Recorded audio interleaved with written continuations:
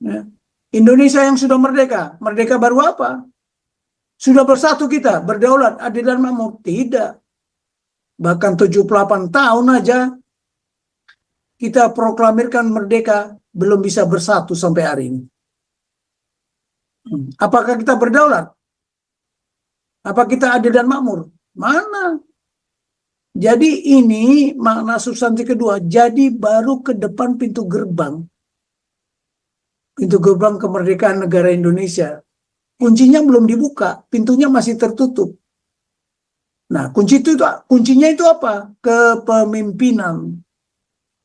Nah, disinilah kita jelaskan nanti kepemimpinan negarawan itu. Tapi negarawan yang bagaimana? Yang berkarakter nasional keindonesiaan. Saya mau garis bawahi ya, pemimpin belum tentu negarawan. Tapi negarawan sejatinya pasti pemimpin. Kalau pemimpin belum tentu negarawan, belum tentu. Tanya itu sekarang ketua-ketua partai politik, bisa dia jabarkan ini nanti nggak? Nggak bisa, karena saya sudah kaji. Berapa tahun ini saya kaji, tak ada yang bisa menjabarkan. Ya, mudah-mudahan mereka dengar ini. Baru sampai ke pintu gerbang, tak kapan kita buka pintu gerbang itu. Ya, perlu ada kunci. Kuncinya itu apa? Kepemimpinan.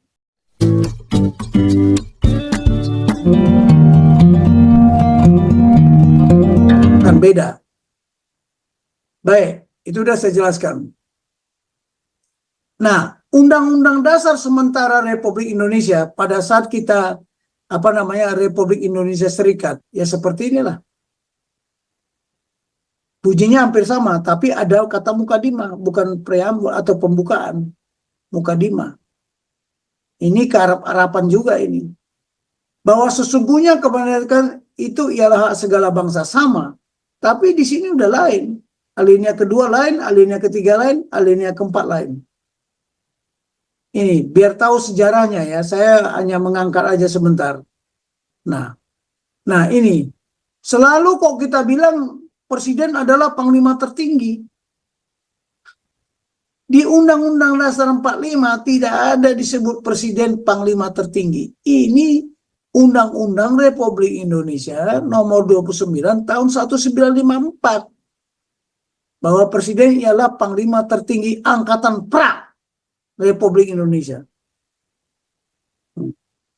Nah, sekarang masih mengaku-ngaku lagi presiden adalah panglima tertinggi. Dari mana? Nggak ada itu di undang-undang. Jadi ngarang-ngarang aja itu. Ya, kalau kita buka pun kemarin. Ya, saya pernah menjadi panglima tertinggi loh. Jenderal-jenderal harus tahu. Cari aja siapa yang ngomong begitu. Ya. Baik, saya mengurai ya makna-makna tadi sampai seperti ini. Tapi di sini ya kalau alinea pertama itu sikap bangsa kita bahwa kemerdekaan adalah hak segala bangsa. Itulah. Sedangkan makna substansi kedua, cita-cita nasional, vision, what we will become. Mau menjadi apa kita nanti Indonesia ini? Nah, di situ tertulis Indonesia yang merdeka, bersatu, berdaulat, adil, dan makmur. Makna substansi yang ketiga, perjuangan kemerdekaan bangsa Indonesia supaya berkehidupan yang bebas. Tapi bebas bukan bebas sebebas-bebasnya. Ya. Ikan itu ingin bebas nggak dari sungai, dari laut, dari air. Dia kalau boleh bebas, dia boleh. Tapi karena sudah ada hukumnya, bahwa dia harus hidup di air. Sama dengan kita, tidak sebebas-bebasnya, seenak-enaknya. Di zaman reformasi ini, orang nggak boleh beribadah, orang nggak boleh bergereja, orang nggak boleh membangun gereja, rumah ibadah. Bukan begitu. Ya, diatur di dalam undang-undang. Jadi bukan bebas sebebasnya. Ya, dia mau bebas, sang ikan itu pasti mau bebas dia. Tapi begitu bebas dia, keluar dari paradigmanya, dari air, ya mati. Sama dengan kita ini. Kalau mau bebas keluar dari Pancasila, dari amanat konstitusi, silakan kalau mau mati. Ya. Kemudian makna substansi alinea kemal, membentuk suatu pemerintahan negara Indonesia. Nah, di batang tubuh disebutkan Negara Kesatuan Republik Indonesia. Dibentuk dalam suatu susunan negara Republik Indonesia yang berkedaulatan rakyat berdasarkan Pancasila. Jadi di amanat konstitusi itu pun sudah dimasukkan 5 tugas utama suatu pemerintahan. What we must do, apa yang harus dilakukan ya oleh state ini loh. Ya ini 5 ini. Saya mau kasih tahu ya, ini bukan tujuan nasional. Saya ulangi lagi, bukan tujuan nasional. Perhatikan kata kerja. Kata-katanya ini, melindungi. Kata kerja nggak? Melindungi. Kata kerja nggak? Memajukan. Kata kerja nggak? Mencerdaskan. Kata kerja nggak? Ikut melaksanakan. Semua ini kata kerja. Ini tugas. Tapi universitas, ya, institusi yang lain mengapa menjabarkan ini tujuan nasional. Tujuan itu bisa dicapai, bisa tidak dicapai. Kalau tugas, gagal atau sukses. Itu bedanya antara tujuan dan tugas. Ya, kalau kami militer nggak usah ditanya lagi tentang tugas. Ya, tidak ada yang membantah perintah kalau tugas itu sesuai dengan Pancasila atau konstitusi atau sesuai Sabta Marga, Sumpah Prajurit. Nah, di dalam itu ada 5 sila. Ketuhanan yang Maha Esa, kemanusiaan yang adil dan beradab, dan seterusnya. Nah, ini landasan strategi nasional. How will success? Bagaimana kita sukses? Ya semua keputusan harus berdasarkan kelima ini. Ini secara garis besar ya. Nah, mari kita lihat, ini kaitannya gimana ini? Nah, kalau kita lihat makna pembukaan konstitusi itu secara garis besar, inilah kaitannya cita-cita nasional ya, atau visi nasional turun menjadi tujuan nasional, turun lagi menjadi tugas nasional, turun menjadi 3 kepentingan nasional, yaitu kepentingan keamanan, kepentingan kesejahteraan, dan kepentingan hubungan internasional. Tapi di dalamnya harus Pancasila, berdasarkan Pancasila. Nah, terus disusul menjadi strategi dan sebagainya sampai menjabarkan menjadi anggaran. Coba menjadi anggaran. Ini harus dianalisa. Oke lah, ini nanti penjabarannya masih harus detail ya. Nah, kita masuk sekarang makna dan substansi yang tercantum di alinea pertama. Bahwa sesungguhnya kemerdekaan itu ialah hak segala bangsa, dan oleh sebab itu maka penjajahan di atas dunia harus dihapuskan karena tidak sesuai dengan pri kemanusiaan dan pri keadilan. Makna dan substansi ini merupakan sikap bangsa Indonesia. Kemerdekaan adalah hak segala bangsa. Dan penjajahan di atas dunia harus dihapuskan karena tidak sesuai dengan pri kemanusiaan dan pri keadilan. Nah, bagaimana ini dijadikan kebijakan nasional? Bagaimana ini dijadikan strategi nasional? Nah, mari kita lihat. Kalau strategi itu ada ends, sasaran, ada ways, cara yang ditempuh, ada kekuatan, sarana, prasarana, strategi means atau resources. Jadi kalau di alinea pertama itu tertulis kemerdekaan adalah hak segala bangsa. Nah, sekarang pertanyaannya, kemerdekaan Israel atau Palestina? Kemudian cara yang ditempuh, penjajahan di atas dunia harus dihapuskan karena tidak sesuai dengan pri kemanusiaan dan pri keadilan. Bagaimana konstitusi Undang-Undang Dasar ini bisa menghapus penjajahan di atas dunia? Nah, cara yang kedua adalah politik luar negeri. Kita bilang kita bebas dan aktif dan non-blok. Kalau kita membela Palestina, berarti kita blok. Nah, kekuatannya apa? Diplomasi. Diplomasi apa? Politik luar negeri. Dan gunboat diplomasi yang kita sebut diplomasi militer. Kedua, kita punya kemampuan intelijen nggak? Kemampuan informasi nggak? Contohnya informasi. Apakah bangsa ini udah belajar siapa yang berhak di tanah Israel itu sekarang? Nah, itu informasi dari mana dia dapat? Intelijennya dari mana dia dapat? Loh, itu tanah yang diberikan Tuhan nih kepada Israel. Kedaulatan Tuhan ada di sana. Itu mau diobrak-abrik. Nah, kekuatan militer, mampu militer kita, sebagai apa namanya? Sebagai alat apa namanya? Alat menekan, mampu. Nah, kemudian ekonomi kita, mampu kita menekan ekonominya? Nggak bisa. Sosial budaya, legal, hukum.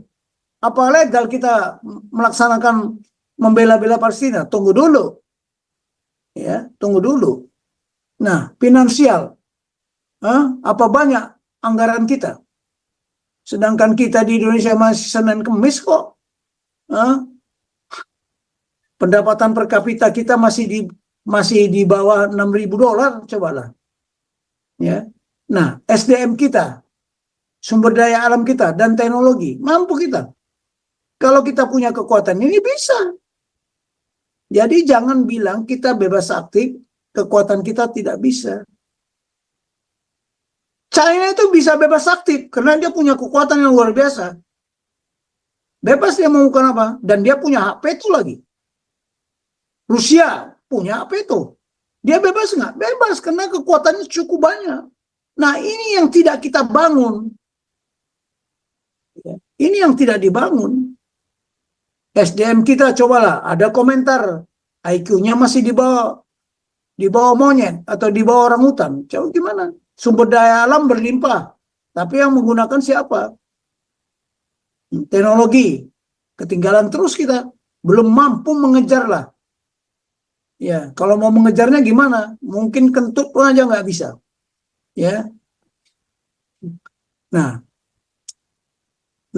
kalau kita bilang tadi bangsa, ya, hak segala bangsa. Yang disebut bangsa itu siapa? Apa definisi bangsa?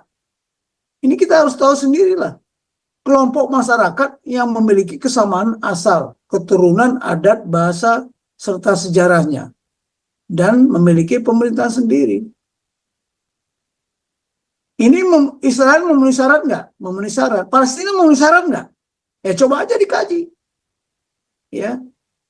Nah, kalau bangsa itu punya bahasa sendiri, punya tulisan sendiri, ya, huruf-hurufnya itu sendiri karakternya, kemudian punya budaya sendiri, adat istiadatnya, sejarahnya juga. Bangsa Palestina sekarang apa bangsa Palestina yang dulu? Makanya tadi ini informasi dan intelijen, karena kalau salah informasi, salah intelijen, keputusannya pun jadi nggak karuan-karuan. Tapi nantilah kita di dalam buku itu nanti bagaimana proses pengambilan keputusan harus berdasarkan intelijen dan informasi. Nah, ini banyak penjelasannya ya, tapi saya tidak semualah, yang itu sendirilah.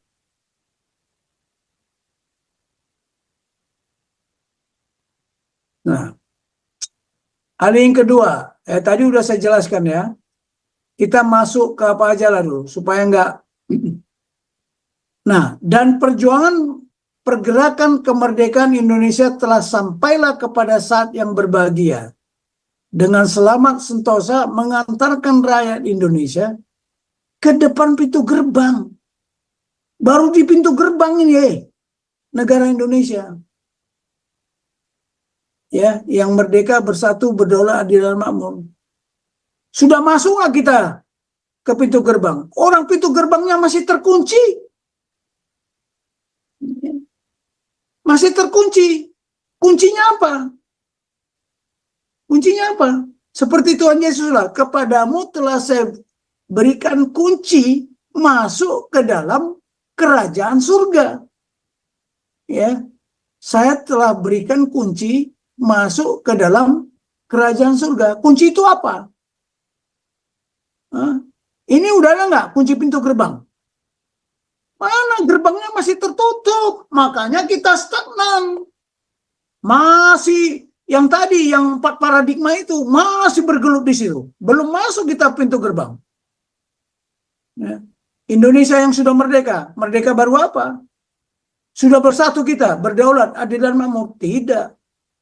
Bahkan 78 tahun aja kita proklamirkan merdeka belum bisa bersatu sampai hari ini. Apakah kita berdaulat? Apa kita adil dan makmur? Mana? Jadi ini makna substansi kedua. Jadi baru ke depan pintu gerbang kemerdekaan negara Indonesia. Kuncinya belum dibuka, pintunya masih tertutup. Nah, kuncinya itu apa? Kepemimpinan. Nah, disinilah kita jelaskan nanti kepemimpinan negarawan itu.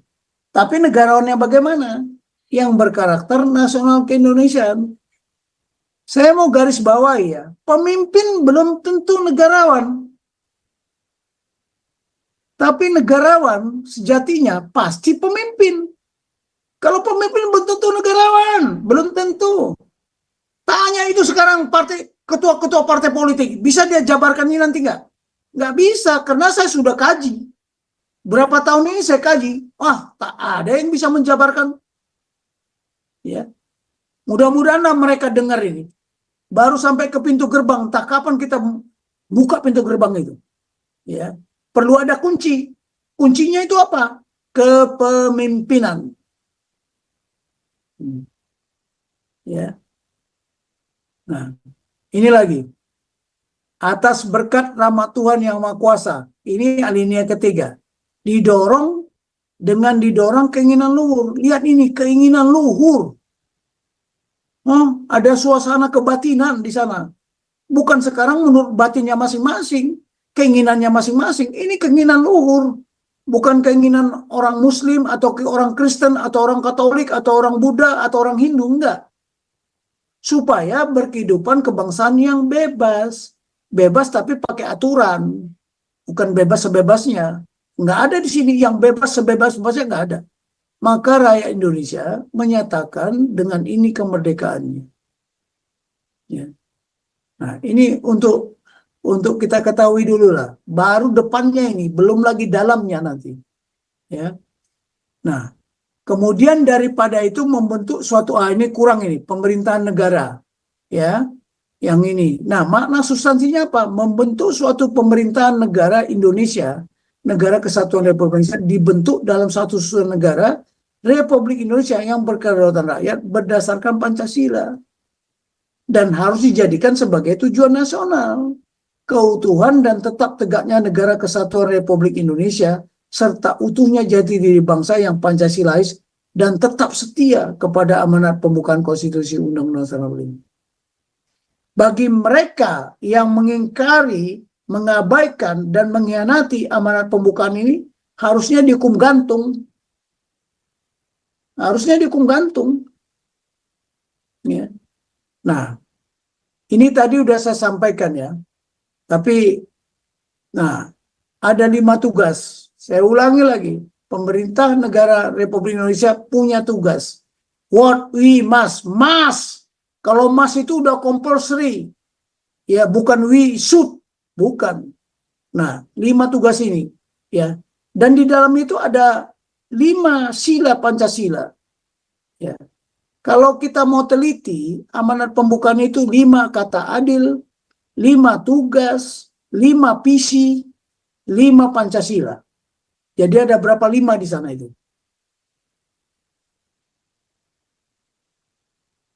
Nah, atas berkat rahmat Tuhan yang Maha Kuasa dan didorong oleh keinginan luhur supaya berkehidupan kebangsaan yang bebas, maka rakyat Indonesia dengan ini menyatakan kemerdekaannya. Rakyat Indonesia itu bukan Islam atau Muslim saja, ada non-Muslim, ada Buddha, ada Hindu, dan sebagainya. Rasnya juga berbeda-beda. Dengan ini menyatakan kemerdekaannya. Rakyat Indonesia loh. Rakyat yang mana? Nah, alinea ketiga ini menunjukkan adanya keyakinan, ketakwaan kepada Tuhan yang Maha Kuasa, bahwa kemerdekaan Indonesia diperoleh atas berkat rahmat-Nya, sehingga bangsa Indonesia berhasil memperjuangkan kemerdekaannya.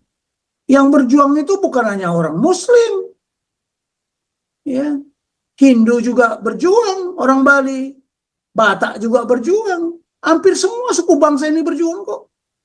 Ya, proklamasi kemerdekaan Indonesia yang telah dicapai, lahirnya tujuan nasional, merupakan lahirnya tujuan nasional. The goal of the nation state, yaitu agar selalu menjaga dan mempertahankan keutuhan dan tetap tegaknya negara kesatuan. Ya bapak-bapak lah sekarang, ya berkeluarga, kan maunya utuh, sampai nenek-nenek, sampai kakek-kakek, kalau perlu sampai mati, ya kan? Bisa nggak utuh? Bisa. Rumah tangga itu tetap berdiri nggak? Tetap. Nah, utuhnya jati diri bangsa. Jadi ini mudah-mudahan nanti kita harapkan menjadi apa namanya? Menjadi aksioma ya bagi bangsa ini. Karena bangsa ini nggak jelas. Ya. Kemudian tujuan nasional ini merupakan dambaan anak bangsa agar negara bangsa Indonesia ya yang diperoleh dengan perjuangan yang panjang, tidak berdiri hanya seumur jagung, tetap abadi sampai akhir zaman, bukan NKRI mati. Ya. Berapa harganya? Saya mau tanya. Apa dengan kematian? Kalau dia mati, tetap aja NKRI ada nggak? Ada. Jadi bukan harga mati, tetap abadi sampai akhir zaman. Kalau udah akhir zaman nanti, nggak ada lagi negara-negara ini semuanya. Yang ada satu kerajaan aja, satu raja. Nah, ini nggak perlu lagi lah saya jelaskan ya. Nah, rumusan tugas pokok konstitusi. Ingat ini tugas pokok konstitusi. Yang komprehensif, menyeluruh, holistik, utuh, dan integral, saling terkait, ya, saling terkait, inheren, ya. Pada umumnya disingkat SIABIDIN. Harus mencakup siapa yang bertanggung jawab. Apa tugas pokok yang menjadi perintah yang harus dilaksanakan? Tugas pokok konstitusi. Bila mana tugas pokok tersebut harus dilaksanakan? Bila mana? Di mana tugas pokok tersebut dilaksanakan? Mengapa tugas pokok tersebut harus dilaksanakan? Sedangkan bagaimananya pelaksanaannya dirumuskan dalam suatu konsep strategi. Nah, saya beritahu seperti inilah rumusannya. Kalau bagi mereka yang militer, harusnya udah nggak asing lagi. Ya, nggak asing lagi. Tugas pokok itu pasti menyangkut SIABIDIN. Ya. Nah, ini yang kita sebut siapa, apa, bila mana, di mana, dan mengapa. Hanya bagaimananya dirumuskan di dalam suatu konsep strategi. Kalau bagaimana itu kan sudah jelas. Bagaimana cara. Cara adalah bagian dari strategi. Nah, mari kita lihat. Jadi kalau dirumuskan dengan lengkap tadi, siapanya adalah pemerintahan negara Republik Indonesia. Apanya? Melindungi segenap bangsa Indonesia, melindungi seluruh tumpah darah Indonesia, memajukan kesejahteraan umum, mencerdaskan kehidupan bangsa, serta ikut sertanya bangsa Indonesia melaksanakan ketertiban dunia, ya, yang berdasarkan kemerdekaan, perdamaian abadi, dan keadilan sosial. B-nya mana? Ya, ini apanya? Ini siapanya? Nah, sekarang siapanya ini? Apa tugasnya ini? Ya, sekarang bila mana? Pada saat damai. Pada saat damai kita juga melindungi segenap bangsa Indonesia. Kita mencerdaskan. Bukan pada saat krisis. Nah, jadi pada saat damai ataupun saat terjadi krisis. Ya, saat terjadi krisis. Sekarang kita membaca situasi nggak? Bahwa sekarang temperatur apa namanya di bumi ini sekarang di Indonesia panasnya setengah mati loh, khususnya Jakarta. Bahkan Bogor sama Bandung pun panas. Ya, sementara di Dubai sana katanya kebanjiran. Bayangkan sudah diperhitungkan nggak? Kemarin ada isu atau informasi yang kita terima bahwa bakal ada badai matahari. Kalau ada badai matahari, coba bagaimana kita melindungi segenap bangsa Indonesia ini? Kalau ada badai matahari, nanti pun satelit terganggu, HP terganggu, internet terganggu, listrik terganggu. Bagaimana persiapannya? Nggak tahu saya. Ya, kalau orang yang kaya, dia siapkan genset, dia siapkan minyak. ya kan? Untuk berapa bulan lah katakan. Nah, baik pada saat damai ataupun saat terjadi krisis di wilayah dinya ini. Tadi ini bila mananya ini di wilayah kedaulatan jurisdiksi Indonesia, ajas teritorialisme. Bahwa wilayahnya itu dari Aceh sampai Papua, dari Miangas sampai Pulau Rote, dan ada batas-batas lintang utara, lintang selatan, dan sebagainya, bujur timur dan bujur barat, itu udah diatur. Ataupun di wilayah internasional, sebagai hak berdaulat berdasarkan kesepakatan bersama, ajas nasionalisme. Ya, contohnya, waktu kapal kita disandra, ya, disandra di mana tuh? Di Somalia ya, di Somalia. Itu berhak kita di sana. Ya, ajas nasionalisme. Makanya kapal kita itu selalu berlambangkan Garuda Pancasila itu. Angkatan Laut itu lihat gambar apa simbolnya itu ada bahwa dia membawa negara. Itu memang sudah ketentuan Angkatan Laut seluruh dunia bahwa kapal itu merupakan negara. Nah, itulah. Jadi ajas nasionalisme karena kita punya hak berdaulat ya. Bukan berkedaulatan, hak berdaulat. Ya. Dalam rangka apa? Pencapaian cita-cita nasional, tujuan nasional, serta perwujudan kepentingan nasional. Seperti di Somalia itu dulu, kepentingan keamanan yang disandra. Nah, untuk menghadapi segala apa? Menghadapi apa? Segala bentuk ancaman, gangguan, hambatan, dan tantangan yang datang dari dalam maupun dari luar. Nah, ini tugas pemerintah negara. Tapi kapannya? Ya itu nanti. Tapi dari sekarang harus disusun lah kebijakan strateginya, ya kebijakannya seperti apa, what to do, strateginya gimana, how to do, ya harus dirumuskan. Makanya ada rencana pembangunan, ada rencana menghadapi kontingensi. Ya, lihatlah kasus Tunisia, satu orang bakar tubuhnya. Semua Arab Spring kontingensi nggak? Kontingensi. Lagi tenang-tenang Presiden Mubarak, Presiden Syria, Presiden Tunisia di penjara. Itulah krisis. Nah, ini dalam transisi pemerintahan Jokowi ke Pak Prabowo. Tak tahu saya nanti dipersiapkan nggak seperti itu. Seperti yang seharusnya perintah konstitusi. Ya, bukan perintah saya.